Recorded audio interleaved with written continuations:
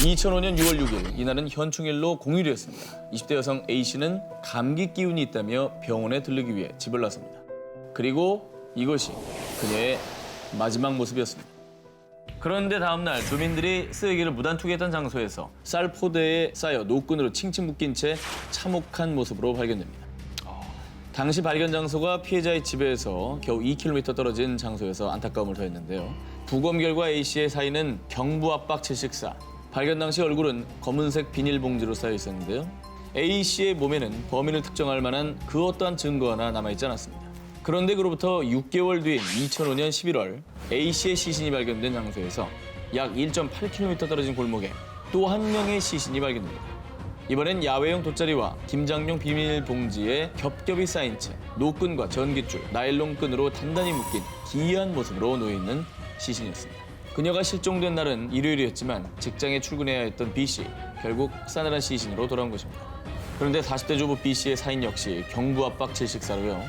피해자의 얼굴은 검은색 비닐봉지로 쌓여 있었고 동일범의 소행으로 보이는 사건은 목격자나 단서 하나 없이 미궁에 빠지게 되는데요. 하지만 발생한 지 10년 뒤인 2015년 사건과 관련된 새로운 사실이 밝혀지게 됩니다. 10년 전 전국 동시지방선거가 실시됐던 2006년 5월 31일 한 여인이 신정역 근처에서 납치당했다가 탈출한 사건이 있었다는 것이었습니다. 반지하에 열린 문으로 들어간 그녀는 들어가자마자 왔어? 라고 말하는 낯선 남자의 목소리를 듣게 됩니다. 그렇습니다. 범인이 둘이었던 것이죠. 실눈을 뜨고 주위를 살펴본 그녀는 바닥에 놓여있는 수많은 노끈들을 봤고요. 마침 현관문이 열려있던 걸 확인한 여자는 뒤도 돌아보지 않고 그대로 건물 2층 계단으로 올라가 신발장 옆에 숨었습니다. 그런데 그때 여자의 눈에 들어온 건 낡은 신발장 옆에서 붙어있던 엽기 토끼 스티커였습니다. 이렇게 무사히 목숨을 건진 여자의 사연이 방송을 타자 사건은 일명 신정동 엽기 토끼 살인 사건으로 알려지며 범인에 대한 수많은 제보가 쏟아지고 있어 경찰 측에선 제보들을 바탕으로 수사에 박차를 가하고 있다고 합니다. 2009년 6월 14일 일요일 오전 한 달여 전 회사에 취업한 A씨는 사장 B씨의 문자 메시지를 받고 자신의 승용차를 타고 약속 장소로 나섰죠. 땡땡 병원 앞으로 가요. 땡땡 엄마가 약 하나 줄 거예요. 자신을 신경 써주는 사장님이 너무나 고마웠던 그녀는 약속 장소인 병원에서 140m 정도 떨어진 광양의 한 버스 터미널 주차장에서 시체로 발견됩니다. A씨는 뒤로 젖혀진 운전석에 반드시 누워 있었고 그녀의 목에는 희미한 자국이 남아 있었습니다. 사건 발생 이후 경찰은 마지막으로 문자 메시지를 보낸 사장 B씨를 유력한 용의자로 긴급 체포했습니다. 하지만 그는 이 문자 메시지가 자신이 보낸 것이 아니라고 주장했죠. 알고 보니 그 문자 메시지를 보낸 건 사장 B씨의 동거녀였습니다. 동거녀가 B씨와 피해자의 사이를 의심해 사건 당일 아침 피해자를 불러내기 위해 B씨로 가장을 해 문자를 보냈던 건데요. 이후 그녀는 발뺌을 하는 것에 화가 치밀어 손으로 목을 졸라 죽였다며 모든 것을 털어놓았고 곧 살인 혐의로 구속됐습니다. 이렇게 그녀의 자백으로 무사히 해결되나 싶었던 이 사건. 하지만 어찌된 일인지 그녀가 법정에서 자백을 번복합니다. 게다가 국과수 부검 결과 손으로 목을 졸라 숨지게 했다고 자백했던 그녀의 말과 달리 피해자는 끈과 같은 물건으로 목이 졸려 사망한 것으로 나타났고요.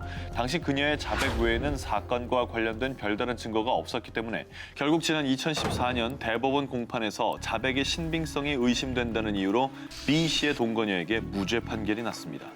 과연 차 안에서 처참하게 생을 마감한 A씨를 죽인 범인은 누굴까요?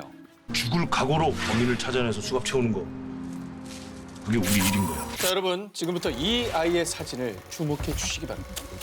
행방을 알 수 없는 일본 3대 실종 사건으로 꼽히는 마츠오카 시냐의 사진입니다. 다 20초 사이에 일어난 실종 사건. 지금부터 재조명하겠습니다. 20초. 1989년 3월 7일 당시 4살이던 마츠오카 시냐와 그의 가족들은 외할머니 장례식에 참석하기 위해 도쿠시마현에 있는 친척집에서 하룻밤을 보냅니다. 자, 시냐는 아버지와 형제들 그리고 사촌들과 함께 짧은 산책을 나섰다 돌아오는데요.